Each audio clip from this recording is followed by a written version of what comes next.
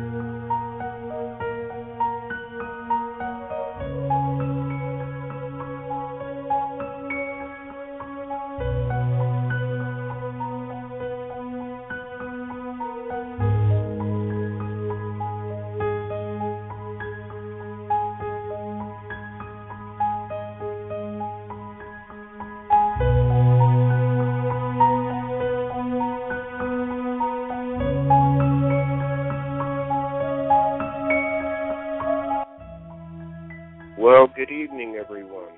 Welcome, my beloved, to another edition of the Inner Guide Awakening Zone radio show. I'm your host, Brad Simkins, and together with my awesome guest, Cindy Lepori, we are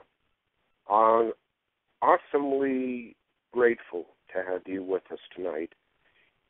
We've had some technical difficulties, but we're rocking and rolling and ready to really have a lot of fun. So sit back, take a deep breath, clear your mind, and let's enjoy the next 90 minutes together. If you would like to join in with us by calling in, that number is 714-583-6955. We also have the chat room open, and we have several there. Glad to have you all with us. Tonight we have an awesome guest. She has traveled across the world and is just really a gift to have her with us. It's my honor and privilege to welcome Lisa Haisha. Is that right, Lisa? Yes, I'm here. Okay. Sorry about that. We're having some technical difficulties, but we are so excited to have you with us. Glad to have you here. Tell us a little bit about you. Can you hear me? We can. Can you hear me? I can hear you. Okay, good. So tell us a little bit about you. You're called the SoulBlazer. I love that.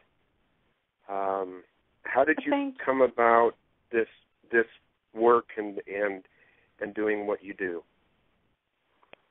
Well, it started really in 2001. I was working in the film business. I was acting, doing commercials, and writing, directing. I directed a feature, produced for the BBC, produced a short, directed a short, and then at one point, I was doing that for about a decade. I was feeling exhausted, overwhelmed. I was like 110 pounds, and I thought I need a break. So what I decided to do was take a couple of years off and get a master's in psychology. And when I did that, I was having such a good time. And one of my teachers said one session with Lisa is like 10 years of therapy. And then when we graduated, I didn't have to put a shingle on my door. It was like I was bombarded with clients. And from my work in the entertainment business, I, put the word out that this is what I was doing. And I just started getting these actors, and one person told the other, and it spread like wildfire, and I didn't have to advertise, and I had pretty much a booming business and been raising my prices every year, and nobody seems to blink. So I decided I'm good at this. Is my gift, and how can I expand this and really get the word out and, take it to the next level? Because I've been in therapy, especially when you're in therapy, you go to therapy. It's part of the program. And what I found was, for me, just talking with someone about my issues of the day and thinking about it and coming up with game plans wasn't so effective. And I thought, what's a better way to do it? And I think always giving your problems up to the universe, God, whatever you think, helps tremendously instead of overthinking everything in your head. Just taking a time out and letting the answers bubble up inside you. So I thought soul therapy was more therapeutic. So I started doing that, going out in nature and leading retreats, because I think what I think helps change people the most is being in silence and giving back. So I started leading retreats to remote places like Tanzania, but with the Maasai tribe. So staying in, in Bedouins with no cell phones, and you're so far away from everything. I mean, we're in Lake Natron, where it's like not even Tanzania. You're, 6 hours more deep to, the country. Yeah. And just being there and being with like a group of 12 people, and you're giving back during the day. We're buying supplies for orphans. We're working with the Maasai tribe and helping them do stuff and do projects. So you're learning, you're growing, you're with animals, you're with nature. You're eating very healthy food. You're hiking every day and walking, and, there's just something beautiful and magical about that. Then at nighttime, a bonfire, and it's like group therapy, and we're all working with each other, and it's so, somehow SoulBlazing came about, but I didn't have the name until I did a 4-day retreat in a prison where someone created this and brought 5 of us. And while at the prison, it was 4 days of 6-7 hours of working with different inmates. And these were women, all-women prison, and they were lifers. And then my last day, my last client was like the bully of the prison. And she wanted nothing of me. She was burnt out by that point. And she's like, just get on with what you're doing. And I'm like, I thought you would want to be here because everyone else I worked with was thrilled. She said, no, I'm just doing this for points because I'm a lifer. There's nothing anyone can do. My life sucks, and, went on and on about that. And then I started mirroring her and got really tough with her, which we normally don't do. But that's what kind of SoulBlazing is. I was, mirroring her so she could relate to me, because she was saying, what are you guys coming in here? You don't know what it's like. You've never lived my life. So once I could start mirroring with her and sharing how we're all similar on different levels, that woke her up. And after 40 minutes of a session, she was crying and said, Lisa, you blazed my soul. And that's where I got the name SoulBlazing. Yeah, I said, well, you just gave me the name. Nothing else to give. Gave me the name that could help reach more people on the name. That's beautiful. Well, clearly you've got some awesome stories, and we're really looking forward to them. Our regular listeners know that we always start the beginning of the show with a guided visualization, and Lisa has graciously agreed to do that, and I, for one, am looking forward to it. I bring myself together here. So everyone get comfortable, sit back, and Lisa, we will turn the time over to you for this guided visualization. Oh, beautiful. Do you want to play some music? Yeah.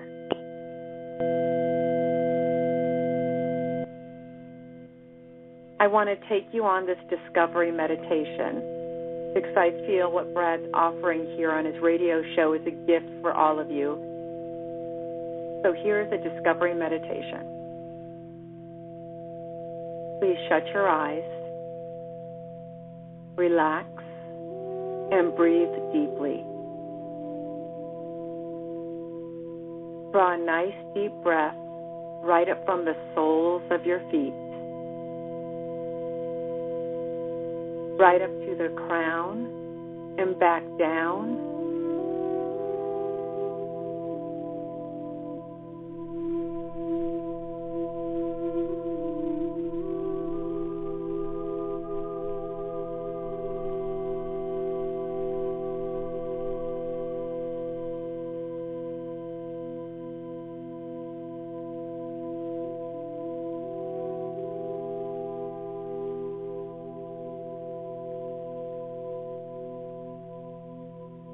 Imagine that you are walking down a path.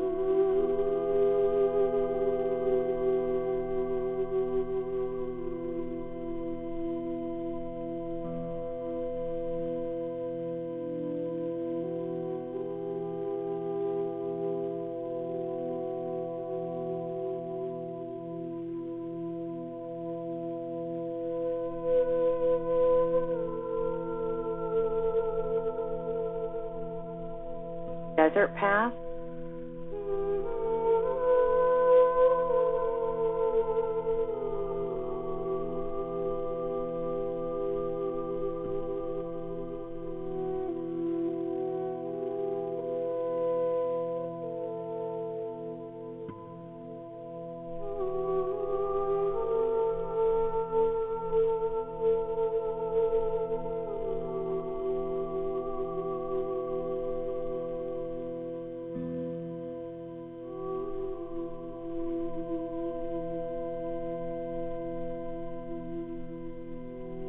you hear the wind or the tree.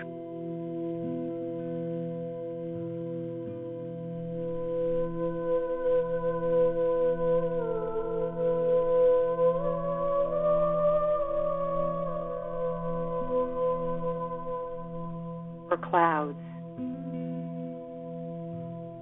buildings or birds.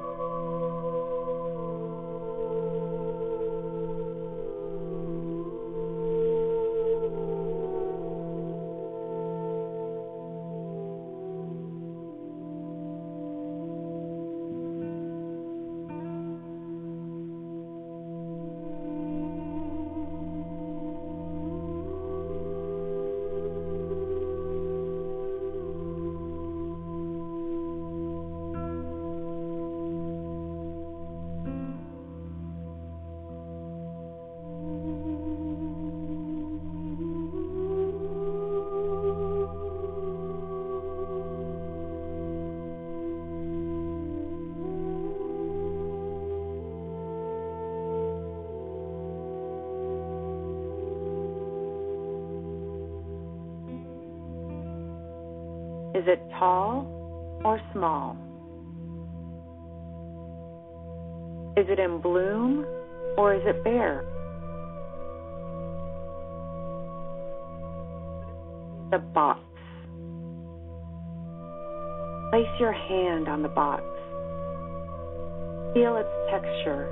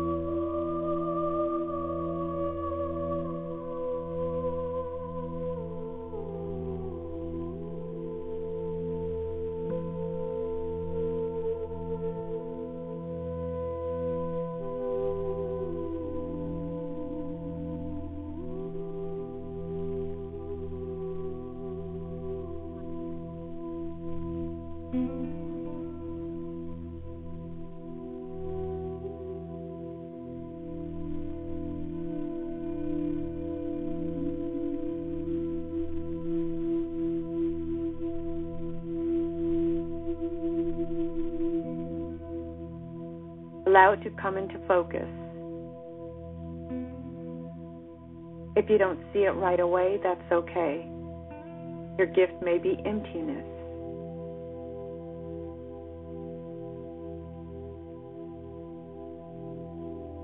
Once you can see the contents, reach out to touch them.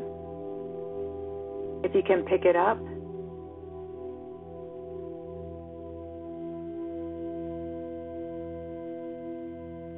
look at it. Learn every detail of your gift. What color is it? What does it feel like in your hand? Does it have a smell? Do you recognize this gift? Is this something you've lost or something you've always wanted? Are there more items in the box? If so, take your time greeting each item in the box and learning its detail. If not, continue being with your gift under this tree in the clearing. Breathe deeply and continue to meditate with your gift. Just breathe. Be with the gift. How does it make you feel?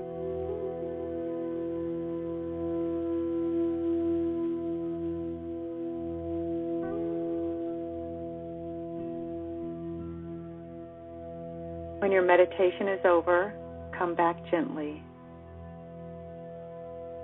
Take your time. And when you're ready, open your eyes.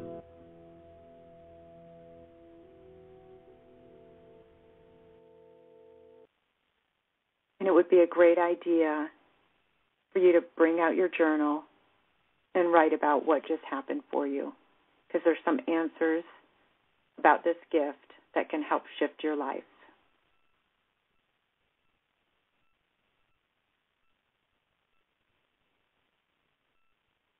Thank you. Wow, that was beautiful. That was beautiful, Lisa. Thank you. Oh, thank you. I love the meditation of the gifts because I think we all have gifts to share, and we all receive gifts that we don't even remember or recognize that we're getting because they're in disguise. And this is a great meditation to help us really embrace that and to keep our eyes open and see all the blessings that we're getting each day. You know, that is so important as I talk with people, I'm sure as you do. Oftentimes, one of the things that they struggle with is they've lost touch with the gift that they bring to life and to their family and to their community, and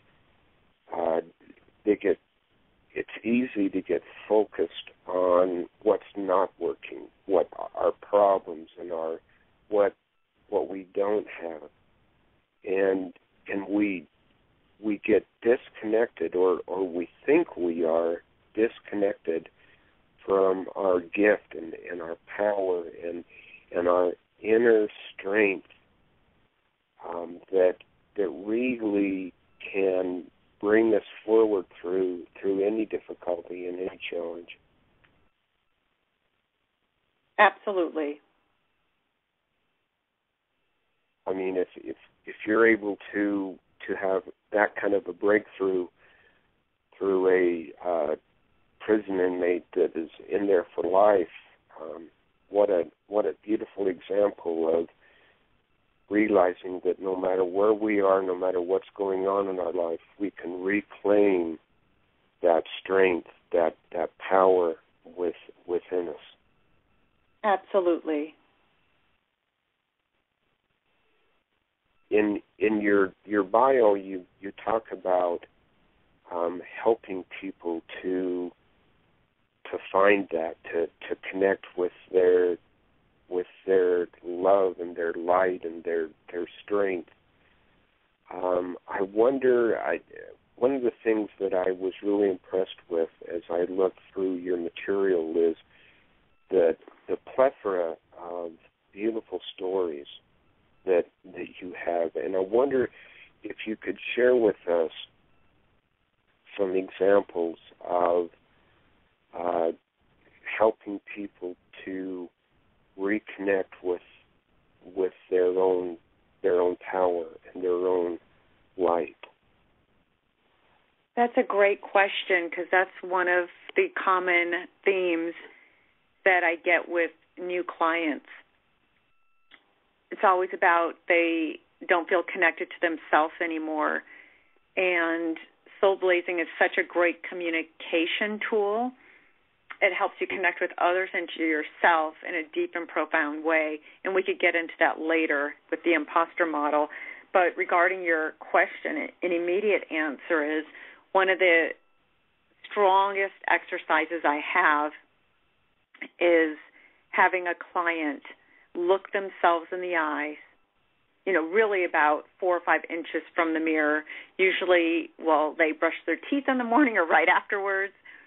And when they go to bed at night, when they're washing their face, and at some point during the day, maybe when they're having a bathroom break or something, but really taking that time to look at themselves, especially at the start of the day when they are off to great things, and who knows how their day is going to unfold, but how their day unfolds really depends on how they are feeling about themselves. And that's what I call the imposter head, all that mind chatter of, oh, my God, I have this appointment. I'm probably not going to get it. I don't know what to wear. I'm too fat. I'm not good enough. I'm not smart enough. I'm not pretty enough, or I'm not whatever your issues are. When you look yourself in the eye and just breathe and really see who you are and your gift to the world, none of that matters. All that matters is if you bring you, then you are doing well. You are going to give your best self. So look yourself in the eye. And another bonus trick that I got from someone in Sri Lanka is, on one of my trips, is when you look at yourself in the eyes, if you take your thumb, first finger, and middle finger and just on both hands and pulsate them towards the mirror, right by your eyes, but pulsate them, something about that just really locks into your eyes and your energy, and it shifts you. You see yourself. You see who you are. You see that you're this beautiful being and that you could do anything, and it gives you a lot of confidence. And I really recommend that for everybody. And you're connecting to yourself. You're communicating with yourself. Whatever comes your way, you could handle it better. We all get stuck in our comfort zones. And even if we move forward, that's why people exercise for a couple of weeks and they're on their path or they're eating well, then all of a sudden they slip back because it's so hard to break a comfort addiction. And sometimes people go to family or friends to help them with that, but really you have to go to yourself because they're stuck in comfort addiction too. And usually the people you hang out with are very so it doesn't really help. Yeah, so you really have to. And also, Lisa, one of the things that I've often found, I found it with fathers also, but especially with mothers, and I think it's a cultural thing that we have in the Western culture that women are taught at a very early age to lose themselves, to be that nurturer, that caregiver, that person that puts everybody before them. And I work with so many women who come to me and I'll ask them, what is your favorite activity? And they look at me like I've just asked them, like, what the capital of some remote village or some remote country in South Africa is. It's like I have no idea who this person is in the mirror. I can tell you everything that my husband loves, everything that my kids love, but I don't know me. Yes. And that is so true. Bringing them, Yeah, they don't know how to find a passion. They don't know how to, what they like or what they don't like. Or I have no idea what I want to do with my life. And they're 40, 45, 50. And it's like, okay, that should have been done in your 20s or at least by your 30s. And So that's just how disconnected we are, because we're just taught to just go to school and get a job, and then you have kids and you have a spouse and your life's just so busy, and then all of a sudden you wake up one day and go, wait a minute, what about me? And I lived my whole life and I still don't know who I am or what I want to be when I grow up. I've always so a great been thing someone something. Positive. Yeah. What was that? Yeah. I hear all the time, I've always been someone's something. I was either someone's daughter or someone's wife or someone's mother or someone's grandmother, and so I think one of the real gifts that we can give ourselves is to shift our priorities and take ourselves from the bottom of our never-ending list of priorities. I joke with my clients all the time. It's like, okay, so after you take care of your husband and take care of your kids and the house and the laundry and the yard and world peace and global warming and then after you've got all of that taken care of, then whatever's left you'll give to yourself. Yes, absolutely.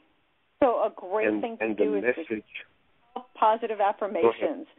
Send yourself text messages, emails, even voicemails. Call yourself and leave yourself a voicemail about who you are, what you want. Just tell yourself to say, I believe in you. Say, have a great day, whatever it is. Yeah. Because there's believability of these positive messages. It increases in your brain somehow. The more positive messages you can send yourself to stay motivated, the easier it is to, get out of that rut or that comfort zone, because you're going to start seeing a different person. And that's just really important. You got to rebuild trust with yourself is basically what it is. So it's committing to the small things first. I call it 3-foot tosses. If you want to lose 20 pounds, you want to lose 3 pounds, and just lose 3 pounds and see how that goes, then another 3 pounds and another 3 pounds, not 20 pounds or 25 pounds, because people always quit then after a week or two. I've tried that. That doesn't work. I've tried that. And it's, if you want to lose weight, for example, I'm just using weight because so many people want to lose weight, and that's just a great metaphor for anything in life. There's thousands of books on how to lose weight. It really doesn't matter which one you pick up.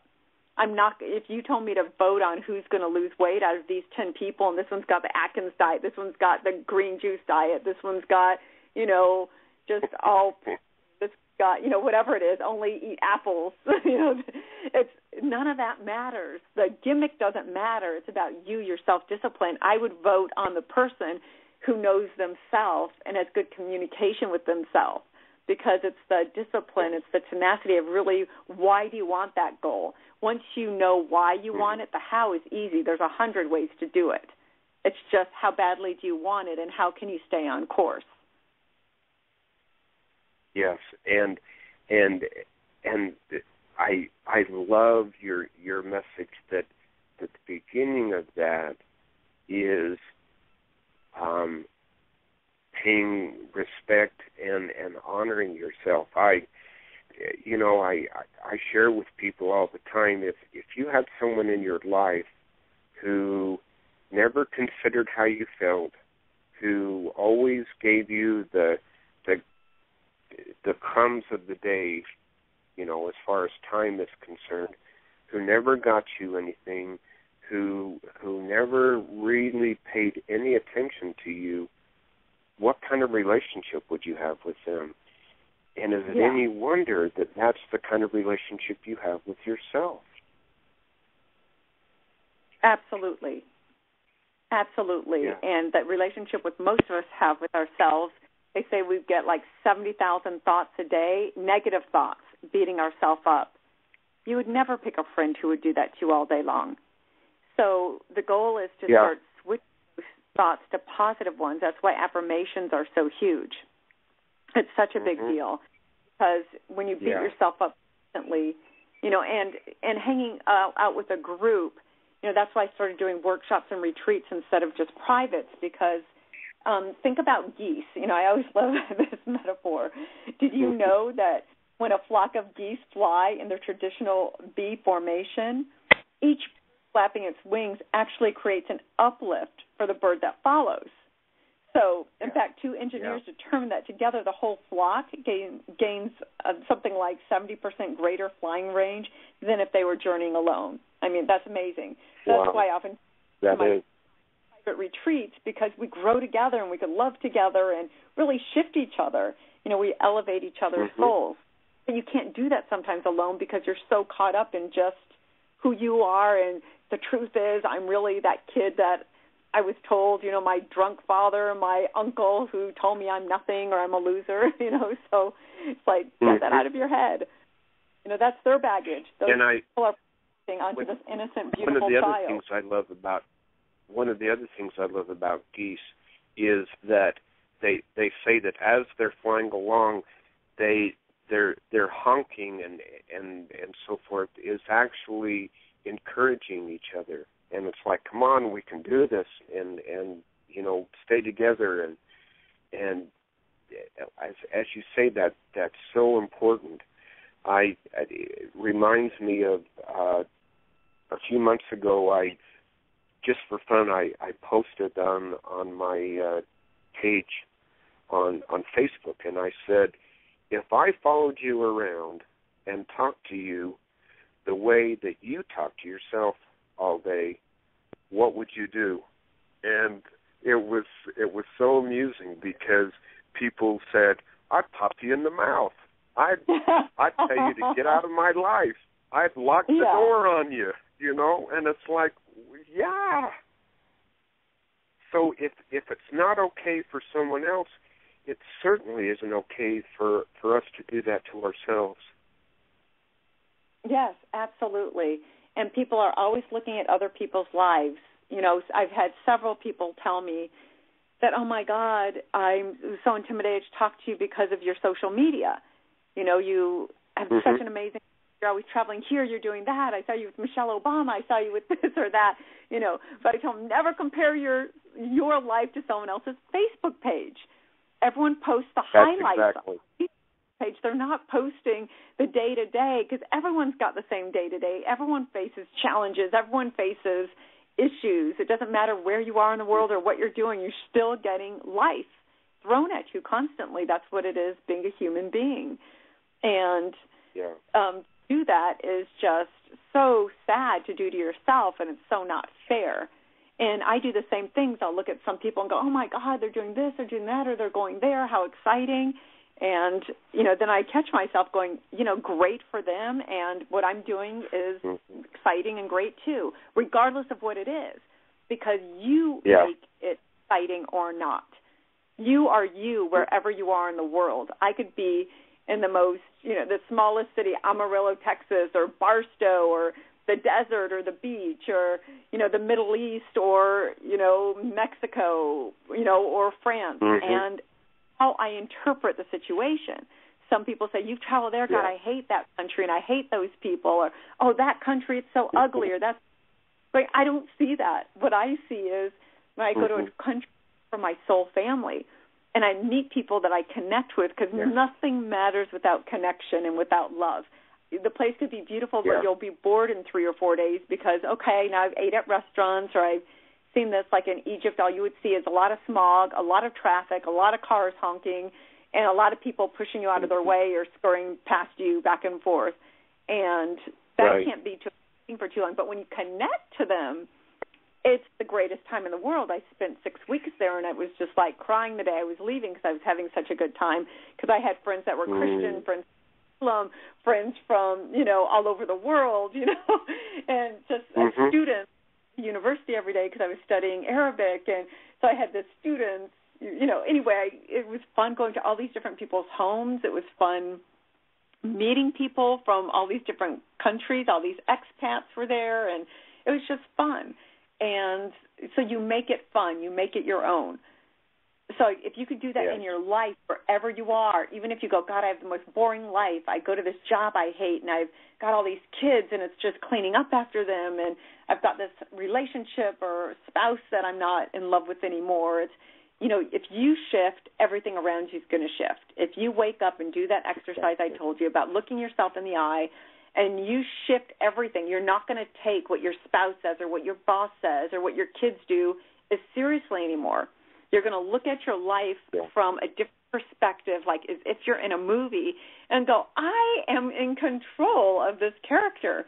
And when you laugh at what other people say or just don't take it seriously, even if someone says, I can't believe you did this and that, and you're a horrible person because of X, Y, and Z. If you look at them and say, oh, my God, you're right, I see how you could see that. Whether you believe it or not, you'll see them shift. And they don't mean to you anymore. They'll just go, oh, my God, she heard me, because all they want to do is feel validated and heard. And once you shift that, then you'll see their reaction. Then the next day you could say, I was listening to what you said, and this is what I came up with. How would this work to co-create a new relationship? I'd love to co-create with you. And thank you for helping me see myself better, and I would love to do that for you too. So when you invite someone to co-create with you, everyone in your life unfolds so much more beautifully. And every situation you're in could turn around. The job you hate could be the job you love.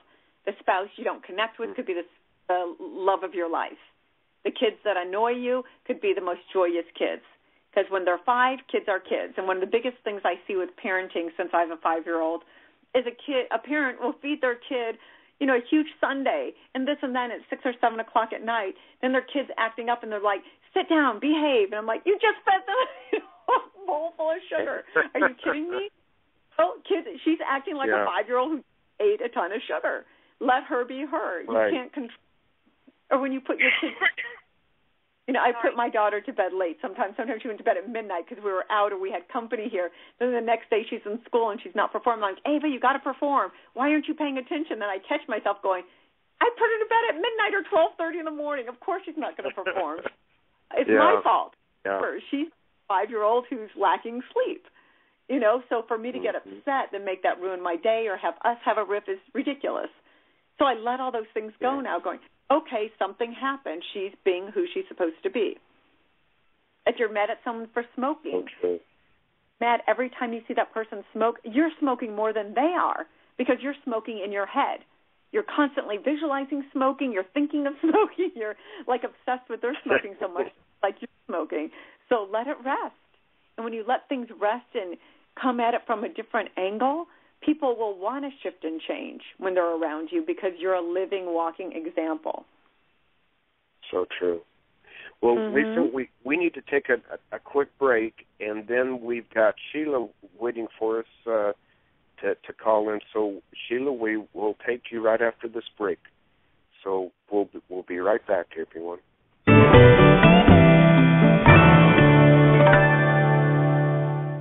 Hi, this is Jeffrey Hoppe for the Crimson Circle. Thanks for listening to today's program on The Awakening Zone, the international network for empowered human awakening. The Awakening Zone is produced and sponsored by the Crimson Circle on the web at www.crimsoncircle.com.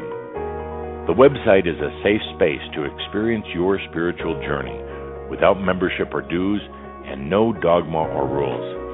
It's a gathering place for anyone who is awakening, no matter what their background or beliefs. The Crimson Circle Library contains over 10 years of some of the most insightful and provocative spiritual information available today, with channeled messages from the popular Tobias, Kutumi Lal Singh, and Adama St. Germain. Everything in the library is free. Just log in and download it in text, audio, or video formats. On the website, you can also find out about upcoming workshops and events, including tours to sacred and powerful sites around the world. Also, check out the store for a wide selection of home study courses and special topic channels. And finally, see if there's a Crimson Circle certified teacher in your area. They offer classes on subjects ranging from death transitions, spiritual birthing, ascension, clearing energy imbalances, and creating your own reality. With over 500 certifications worldwide, there's likely to be a Crimson Circle teacher near you. When you go to the Crimson Circle website, you'll see right away that you are not alone. There are humans all over the planet who, like you, are discovering the God within. Crimson Circle at www.crimsoncircle.com, proud sponsors of the Awakening Zone Radio Network. And now, back to today's program.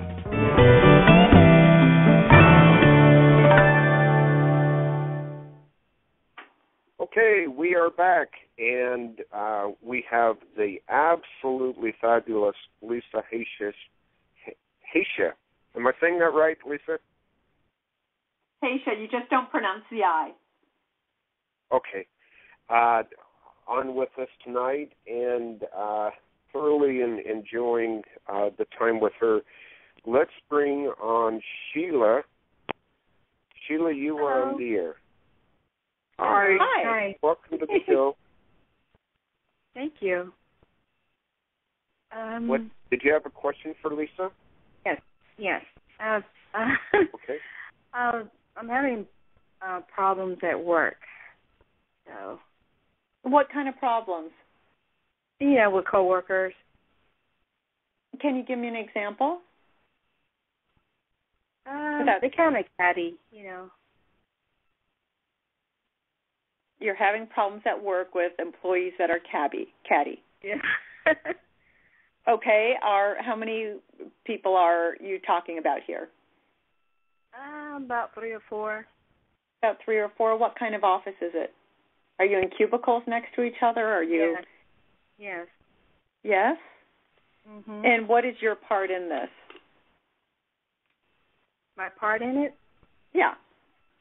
I don't know. Are they all women? Are they men and women? They're women. All women. Okay, so you're saying there's 4 or 5 of you, and everyone kind of talks about each other?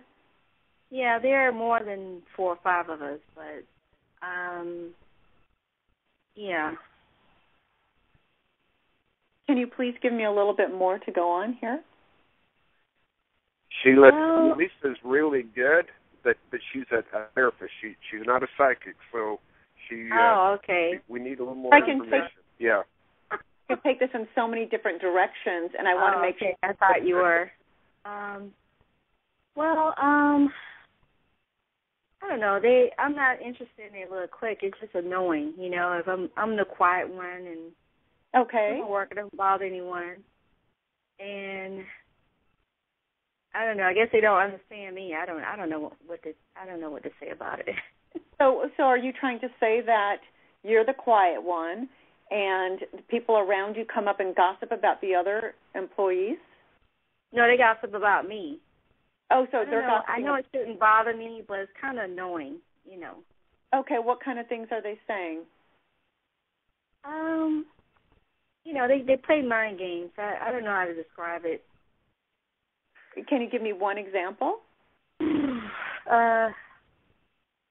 Goodness.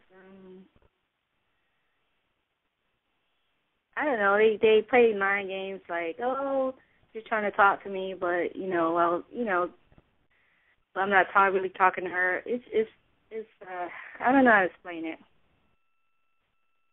But you can't think of one thing that they said to you that hurt you or annoyed you? So many things.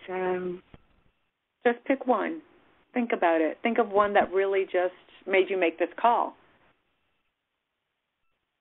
I just want to show you how you turn it around or, get an idea of the type of cattiness it is. I really don't know I don't know. It's just hard to explain. Are they criticizing your work, criticizing you personally? They criticize me personally, yeah. Okay.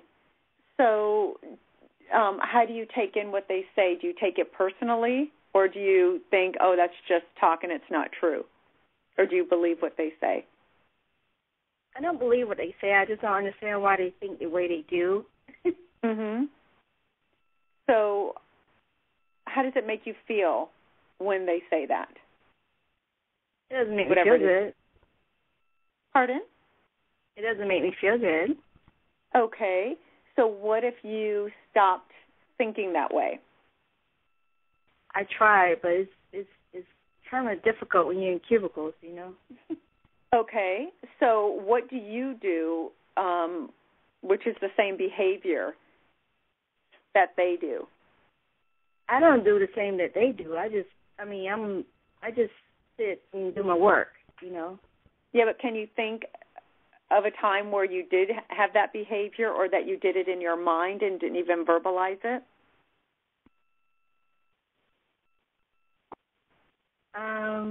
Maybe I was thinking about it, probably. Because sometimes our thoughts are just as strong as verbalizing it, because it's your energy. Yes, I agree. And maybe they pick up on that energy. I know I used to have a business that was like that. Whether there was the quiet one, the outspoken one, the overly aggressive, ambitious one, the the cutthroat one, whatever it is. Yeah. What was that? It's all different types of personality. Yeah, the bullies, all different types of. Yeah, it's just like high school.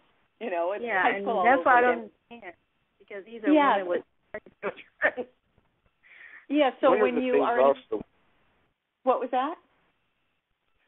Sheila, one of the things also is just like what Lisa and I were talking about before the break, and that is learning to not take personally what people think or say or how they behave. That will give you so much freedom. It's like we're told when we're little kids on the playground, and we go to the teacher and we say, so-and-so keeps chasing me. And the teacher says, well, if you'll stop running, they won't chase you. And people, some people have this mentality that they love to create a reaction with people. They love to, and so when they say something to you and you get upset, you're rewarding them, and so if you can, like Lisa and I were talking about earlier, if you can disconnect from them, and just because the truth is that 95% of what they're saying to you is not about you. It's they're talking more about themselves. And that's so, right. It's always projecting their inner demons, their fears. So what you have to not distract myself from not thinking about it. Yeah, but if you shift who you are and your energy of how you take that in and what you project when you walk into the office every day, it's really all about confidence. People do not pick on someone who's confident. You can be, but if you're confident, they don't look at you as a victim. A great example, I just moved to Los Angeles at 22 to become an actress. I had a sign on my forehead, metaphorically, I'm a victim, I'm naive, I just moved here. And I'm telling you, the first several months of moving here, I can't tell you how many cars just pulled over asking me, I'm a casting director, you want to go to this motel, and we're just shooting, we just had an audition for, a bathing suit ads for this or that, and you'd be perfect if you take off your clothes and just be in your bra and underwear. Oh, hi, we're auditioning this, will you come with me? Or for a movie I got, the director asking me to go in his office for the casting couch, even if you already got the job. I mean, it's like one thing after another. And it was like, really? All those stories are true? Once I said enough of that, I can't handle it, and I quit the business, took more classes and came back, I never get that. Never got it again because I carried myself differently. I've been here. I got the picture of what Hollywood was, and I set, my intention of who I was in this business. So nobody looked at me as a victim anymore. Same thing when I traveled my first trip. I took Louis Vuitton, and I wore diamond studs in my ears. I was robbed in 4 days of everything. 3-4 days later, I was robbed of money. Wow. What? As soon as I learned to, because it was like, I'm a new traveler. I'm not seasoned. I'm an easy target. I would put my bags on the floor and someone would steal my shopping bags or, without me even knowing because they're so good at it. Well, I'm eating and I look down and they're gone. Once I said, oh, okay, that's not who I am, and I started traveling with different luggage, started carrying myself different, dressing differently, I never get it. The past 10 years, nothing has happened to me on trips, and I've been everywhere where things should have happened. Yeah. So it's all changing how you are and how you show up in the world. So a good exercise for you would, what I explained earlier on the show, of looking yourself in the eye, really getting reacquainted with who you are. And I would also add on an I am meditation, which is very powerful. You just sit in I am, and then when a thought comes, put it on a metaphorical leaf and let it float to the ground and stick to I am. And then slowly, when you get good at that, say brilliant, powerful, strong, whatever it is that you want to be, and start embracing that. And your life will change. Sheila, I swear, with 30 days. Okay. It really will. Sheila, I know it can be difficult to believe when you're first hearing it, but what we believe about ourselves and the messages that we tell ourselves and the way we talk to ourselves, we create an energy vibration. Yeah. And that vibration is sent out. And so it's like getting on a website and writing there, hi, my name's Sheila, and I'll do anything to make people happy, and I don't ask for a lot for myself, and I just want to be kind and generous with people. Well, the people who are going to answer that are going to be people who want to take, and not give. Yeah, that's true. And that's it's the vibration that we send out, and people pick it up and they sense it. So, one of the things that I tell people all the time is typically people treat us the way that we treat us. Yep. If I disrespect myself, I'm going to attract people who disrespect me. Mm-hmm. Does that resonate with you at all? I'm glad you didn't say the way I want to be treated. The way you say it makes more sense. Yeah. Mm-hmm. So start to treat yourself the way you want to be treated at work. Okay. Well, that's a lot of good advice. I will take it into consideration. Appreciate you calling in. Thank you. Bye-bye. Bye. Well, Lisa, you did great with that. I think there was a little bit of a challenge. I think Sheila thinking that I think she thought you were psychic or something. So I think she thought that all she had to do was say, hi, read my energy and tell me what I need to do. But once we cleared that up, she was able to very beautifully articulate what was going on, and you did a great job of helping her to see what she needs to do. Yeah, I just didn't want to go, because I could go in so many different directions depending on if she was part of it, if she was in a group, or if there's 2 against 3, or how the dynamics played out. So I really wanted to just really hone it towards her and really get what she wanted out of this. But I think she's a beautiful person, and that's a difficult situation to be in when you feel that way every day, going to work and feeling, fear that you're going to be picked on all day. So that was a great call. I'm glad she called. Yes, I'm very grateful that she called. And it's such a great example of what we were talking about before the break, in that we really do teach people how to treat us. And part of that is by what we allow ourselves, the way we allow people to treat us. But even on a deeper level, it's that people will tend to always treat us the way that we treat ourselves. So if I feel inferior, I'm going to attract people, or people are going to treat me that way. And so by changing my relationship with myself, I change my relationship with the people around me. Absolutely. Yeah. Yes. So,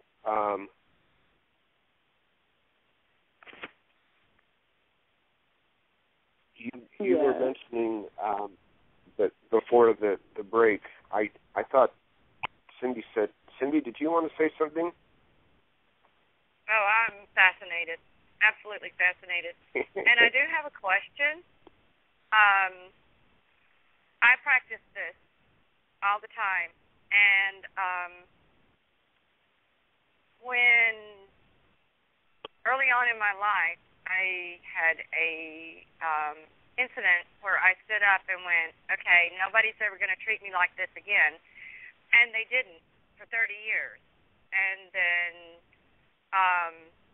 it was an abusive situation, and after 30 years, all of a sudden, it came up again. And, of course, I handled it right there on the spot, but I wondered in how you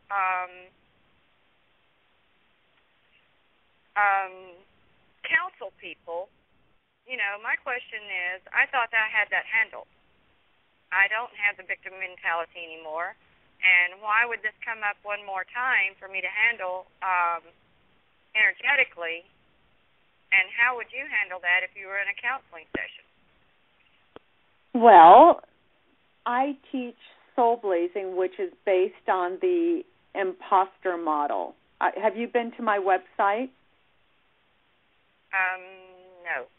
It's www.thesoulblazing.com, TheSoulBlazing.com. And on the website, you'll see imposter quiz and meet the imposters and everything, and you can learn about it.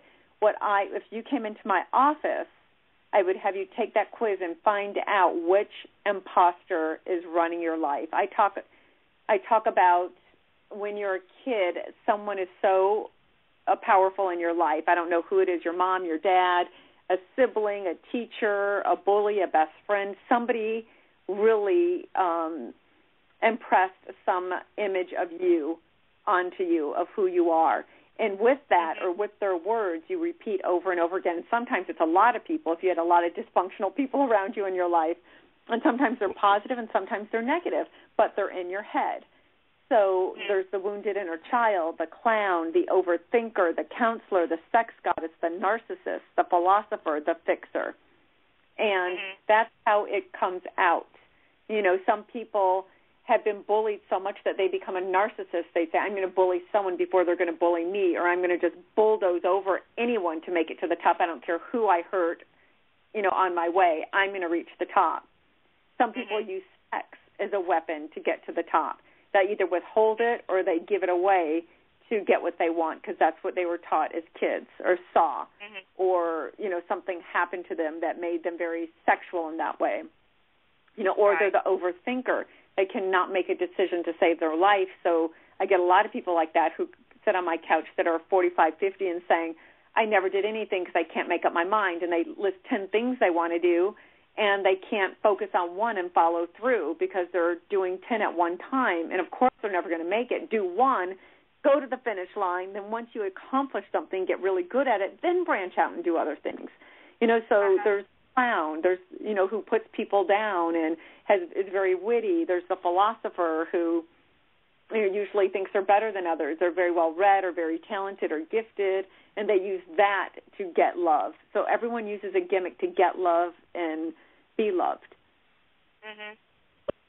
So when you allow someone to abuse you, that means you fell back into your comfort zone or your pattern of what you thought of yourself as a kid or how someone told you you were as a kid.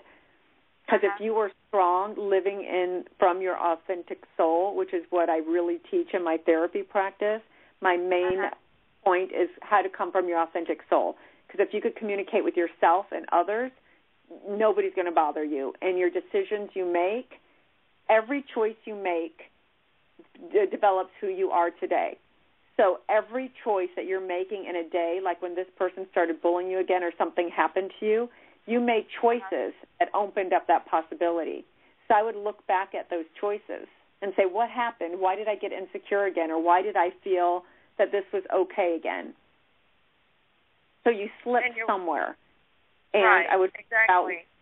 Impostor that you do life with, which usually everyone has a dominant, usually everyone has the wounded inner child, you know, if you live on planet Earth, because nobody had the idyllic childhood completely. And even if you, that could create an inner child, you know, somehow, or you're not good enough because all your siblings are beautiful and smart or whatever, or friends, and you are not always the smartest, the most beautiful, the most talented. Always someone was better than you in something. You can't be the best at everything. So we all have a little something going on.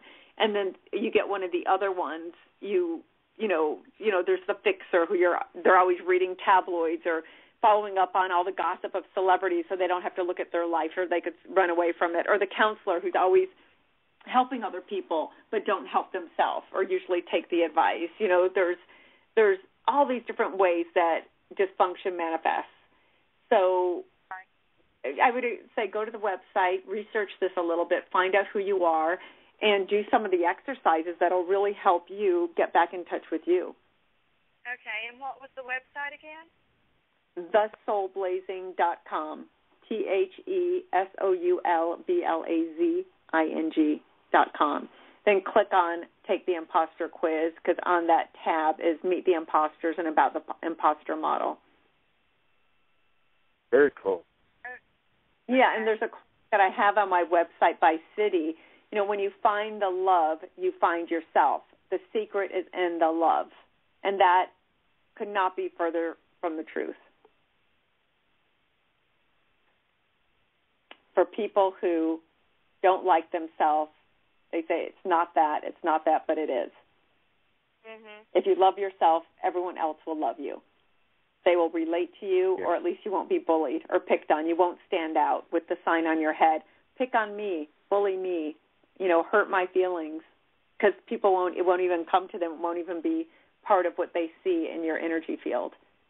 Right. And instead, if you are coming from your authentic soul, people are going to just seek you out and find you and say, oh, my God, I want you for this, I want you for that, or will you do this, will you do that? Your career will take off because it's your energy. You don't even have to be the best at your job. It's just what you put out.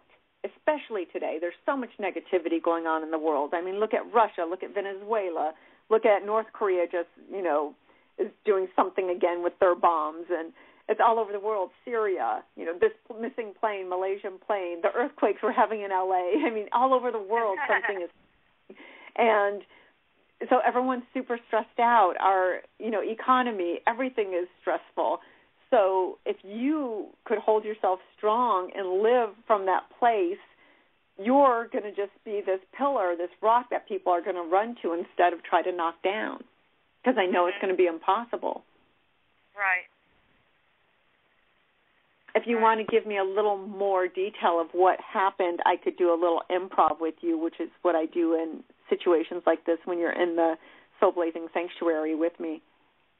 Okay. Let's do that. That should be fun. So Cindy's what a gamer. I love it. I'm always looking for new tools. I mean, I'm like the ultimate toolbox. I want to know, and I want to live the best life I can live. And I don't want to repeat the same mistakes over again. So how would you start? So tell me the scenario, short. You know, just tell me the characters, you being one of the characters, and this other person, what happened, and, you know, just what happened. We'll start there. Okay. So let's see. We'll start with how I ended it the first time, and that was when I was like 19 years old, and I stood up and told the universe, nobody will ever beat me up again or threaten me or scare me again, period. Who beat you up, though? Huh? Who beat you up? You don't have to say the name. Okay, I came from an abusive family, and I had an abusive spouse. And then, and nothing like that ever happened again up until my husband died. And after that, I guess I got more vulnerable. Uh-huh. And then the next person that came into my life, which I'm really not going to name any names, right. You know, I watched everything escalate until it culminated in the, okay, I'm not going to have this behavior anymore, and I'm not even going to name that behavior because there's people that know the players. And since that moment that we got that handled, again, I have never even had that frequency in my field again. And now that's been 2 years. So it's been 2 years since you've been abused. Yeah. Since I got the crap scared out of me. Yes, yes. But what I wanted to know is, like, what, if you can say it, or maybe it does have to be in private, what was the moment when it happened the second time? What was going on? What was your relationship? And what was the words or the situation that caused it? But not all the details, just the bullet points. You can even name them. Charlie, you know, at the fees, and he got upset that I needed to go to the bathroom, and he wanted to leave, you know, whatever it is. So we had a fight, and he picked up an electric jigsaw and threw it at me. An electric? Jigsaw. Oh, saw. Okay, yeah. So you had a fight at home. Yeah. You guys were living together? Yes. Okay, and he threw that, at you. Okay, what was the fight about? Not details, just a personal thing. Was it about just he was being frustrated? Was it about money? Was it about cheating, jealousy? No, he was just extremely frustrated with another situation in his life, and I was trying to build fairy houses. So he was doing his thing, you were doing yours, and then he got upset and threw this at you? Yep. So you weren't even interacting at the time? Well, yeah, we were interacting, but not in a good way. But that's what I'm saying. And I'm just as responsible as he was, you know, because I wanted him to help me to saw this little piece of wood, and he was pitching a fit about it, so I grabbed the saw and just started sawing the wood and went, okay, if you don't want to do it, fine, I'll do it. And that's when the explosion happened. What's the explosion? So what did he do? Picked up the electric jigsaw, jerked it out of my hands, and threw it at me. Okay, why would he do that though? Because he was angry. But why would he be angry if you decided to do it yourself? That I have never been able to really discern. Okay, but listen to what you said earlier. Everything happened in the moment, and... But look what you said earlier. You kind of fault, too. Huh? You said earlier it was kind of my fault, too, because I picked up the saw and said... I had an attitude about it. Well, so what? Right. If you had an attitude about it because you were upset a little bit and you picked up the saw, that still doesn't justify his behavior. Right. So you did not have something to do with it, too, just to be clear. You have to clean up that piece of information. So that's more work. I don't care what you did. I don't care if you went up and hit him and said, I hate you, get out of my life for not helping me. He still does not have a right to throw something like that at you. Do you understand that? Yeah, I One do. thing for another thing, violence. You see that, Cindy, that it's that belief system that is clouding your energy field? But what about taking personal responsibility for my own energy in the situation? Okay, this is what you do, sweetie. What you do is you take personal responsibility in the people you choose to be in your life. If he did this, I'm sure he did 100 things before that, rather even small things, got a hint of who this person was. So your responsibility in this is choosing someone because you are the wounded inner child wounded inner childs are usually victims, and they pick usually a narcissist to rescue them or to feel safe. because they're strong and they're bold and they're mean, and you feel like they could protect you, but they could also hurt you, but they're still a lifeboat. Right. So you cannot choose. Your part of it is quit being a victim, build yourself up, and choose a respectable person, an equal. And you have to work on yourself of loving yourself and treating yourself with respect and not reacting in situations strongly, instead just sit there and be in the moment and, choose to respond, if that makes sense.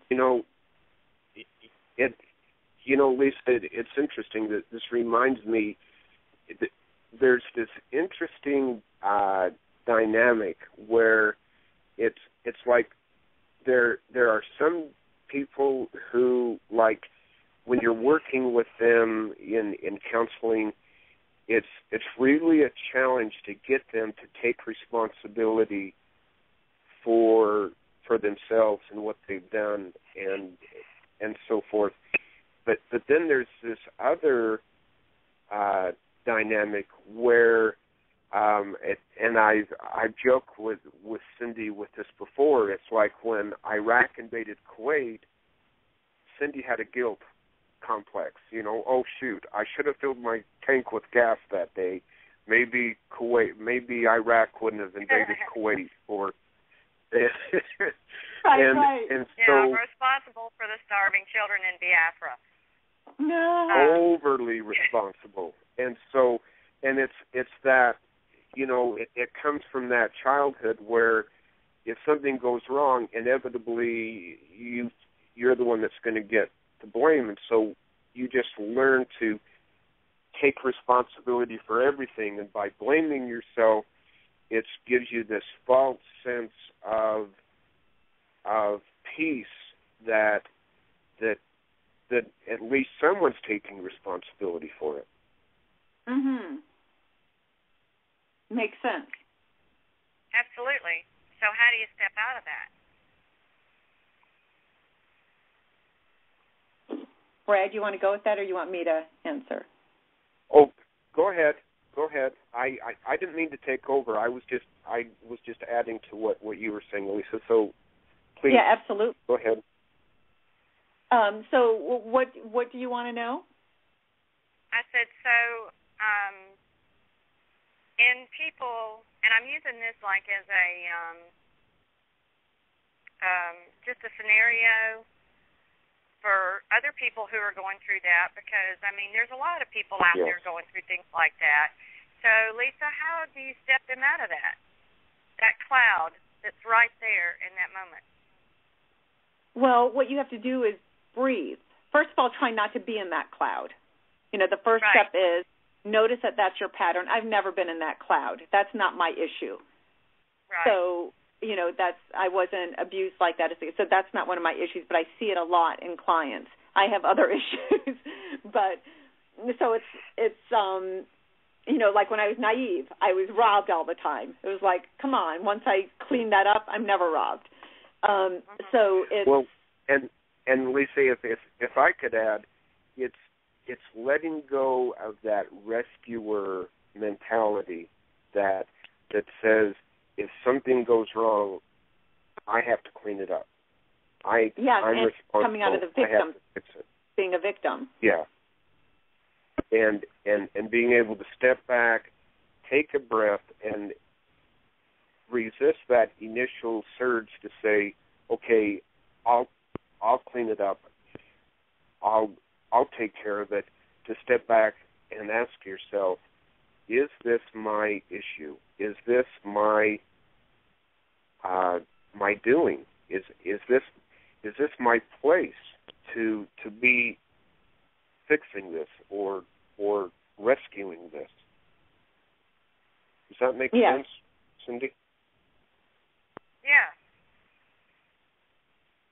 Yeah, and you got to remember when people are acting out like that, in my model, that's their impostor. It's not really who they are. I'm sure whoever did this to you and the other perpetrators in your life, they were all lovely people at times in their life. They all had their positive. Absolutely. Yeah, so that's their imposter. So to react to someone's imposter is really silly and foolish because you could get yourself in trouble or killed. So you just have to, walk away from it, not insist you have to do this or I'll do it myself. You don't even have to act that way in front of someone like that. And I'm not saying even what you did was wrong and it deserved that kind of behavior, but if you didn't even respond to it, if you just walked away from it, and in the big picture it's not a big deal, and then came back even 30 minutes later, I'm sure the whole situation would have been different. If you see that character, you don't push those buttons because you know how it'll end up. Right. And if you don't like it, to have to be that careful or someone ending up, you don't be with a person like that. You just say, this isn't for me. And it might be very scary because you don't want to be on your own, or you're, addicted to certain things I have to offer. You're codependent on them. I would say really develop yourself where you don't have to be codependent. Or I suspect this is more with you, Cindy, is the fear that if you step back, that there won't be anyone to take care of them. That's a very good point, Brad. You feel responsible. It's like too. It's the codependent who says, I can't leave my drug addict boyfriend. If I do, I'm afraid he would hurt himself, or he would, and that's and emotional so blackmail, though. It is total. But the first step is realizing that, like Lisa says, realizing that that's what's going on.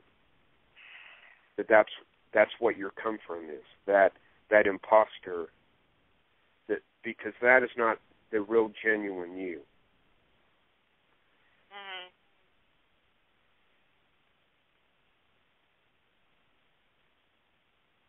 Well, you understand? Lisa. What was that? I said, so if you had a message for everybody that's listening, just a kind of a final word, what would it be? The secret is in the love, basically. Love. Love, love, love. Because when you love yourself and you love others, you don't get upset with others. You see their flaws. Like my 5-year-old could do whatever she wants, which probably could be annoying to someone else. I just go, oh, my God, how adorable. Or it doesn't bother me, or she can't get me upset regardless of what she does, because I find everything she does fascinating and amazing.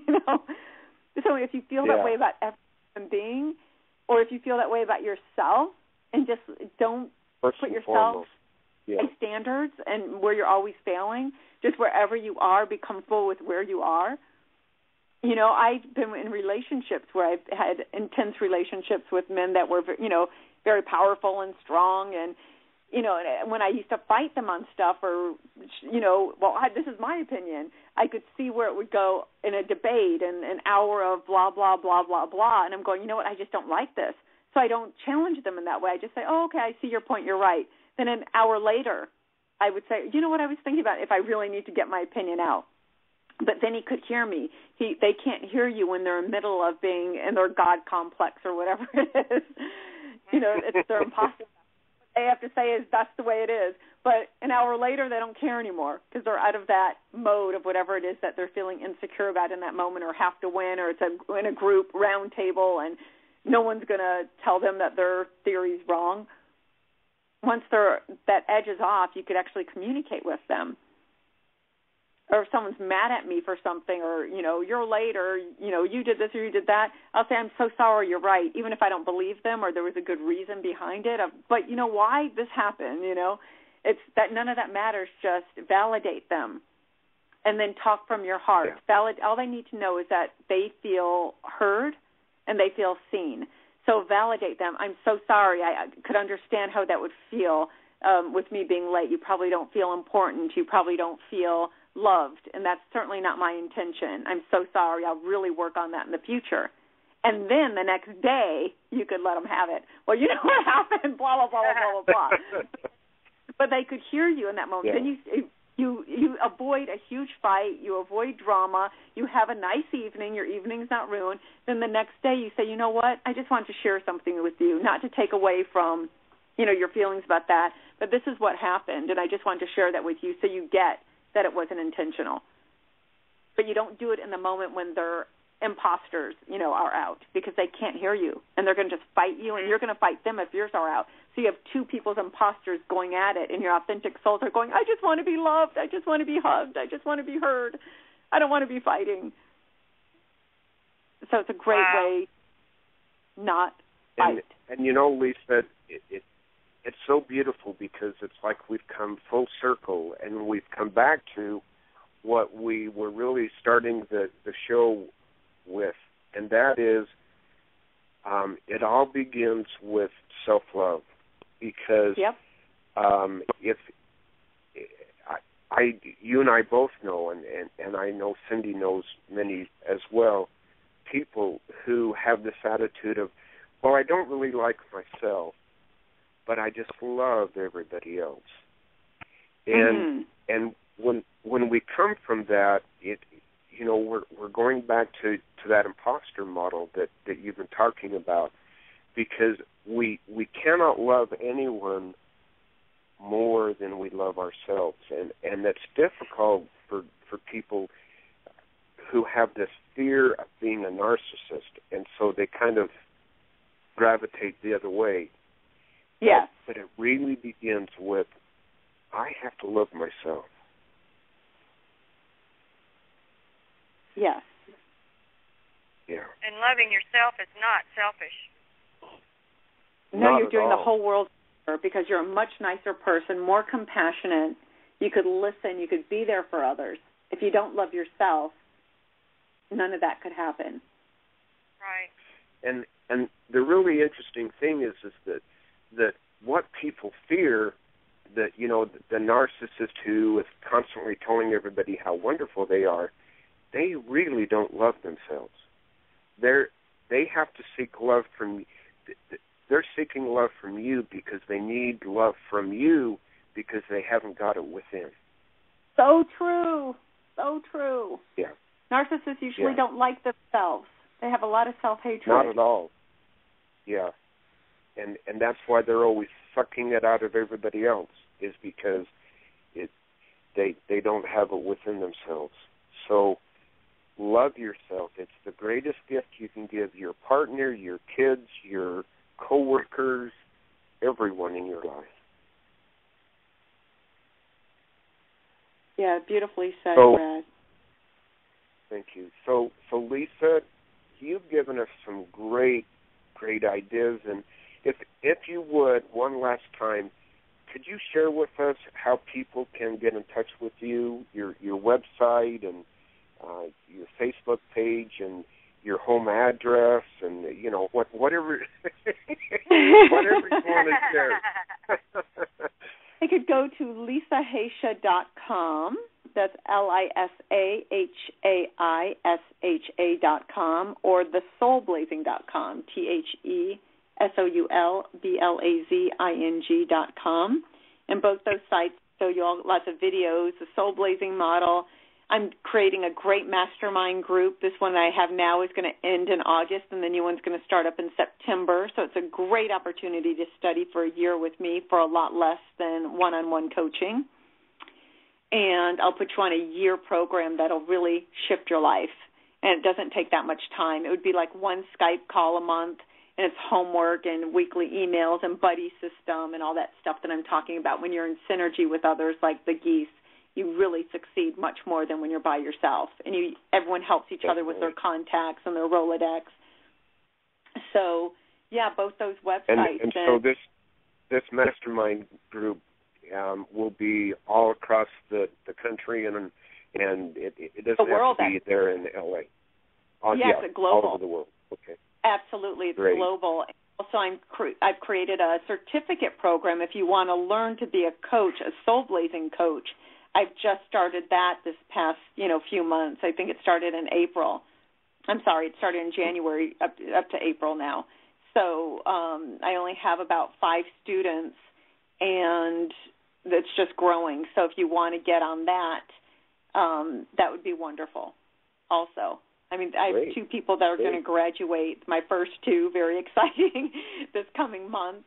Yeah. And, you know, automatically their income doubles because of the SoulBlazing in front of life coach, and their skills and tool set is, you know, has a lot more depth than just studying regular life coaching. So it's a wonderful opportunity.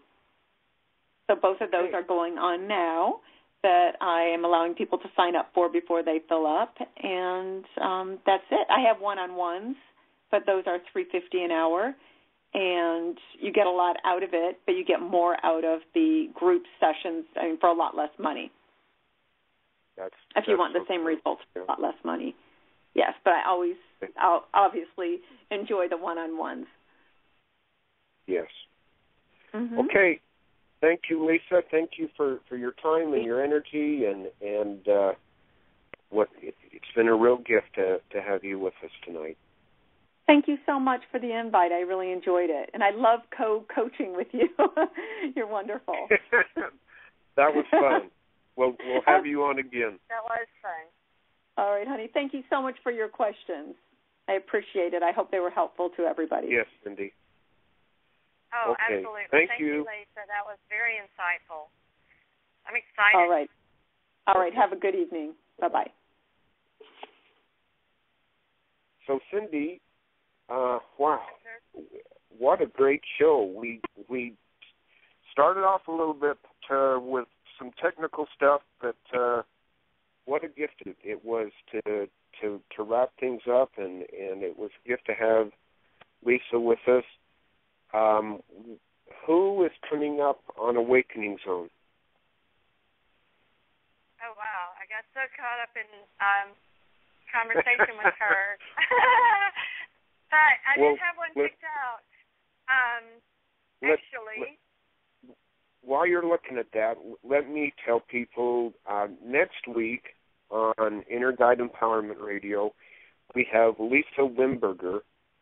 She's awesome. We've had her at least once before, and she is the founder of the Neurosculpting Institute, and this is like cutting-edge stuff. This fits so perfectly with tonight's show. It's like we're just kind of evolving in deeper and deeper into this, changing our thought patterns and so forth. So next week's going to be a great show for us. Well, cool. And coming up on Awakening Zone is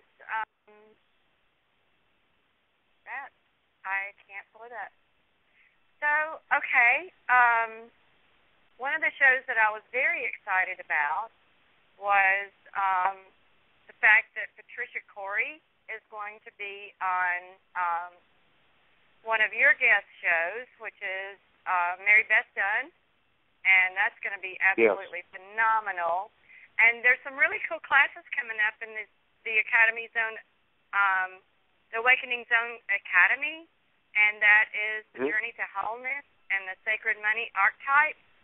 And one's by Dee Wallace and Amira, and the other one is by Tracy Smith. So people might want to check that out. That's going to be very interesting. Definitely. Well, my friend, thank you for all that you contribute to the show. I say it all the time, and I totally mean it. I am so grateful for all that you bring to the show. It reminds me of that picture of the iceberg where 90% of it is not seen. You do so much behind the scenes, and I'm just so grateful and so appreciative of all you bring to our show. So thank you. Thank you, and I very much appreciate the fact that I get to learn everything from these shows, because it's absolutely phenomenal to get to listen and hear everything, and I'm very grateful to our listeners, too.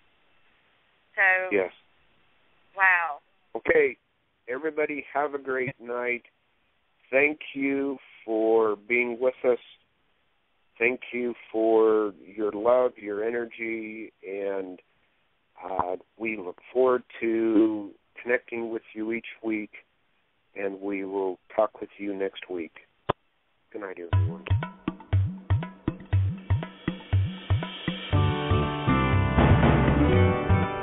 You've been listening to the Awakening Zone Radio Network, offering insights and inspiration for our evolving consciousness.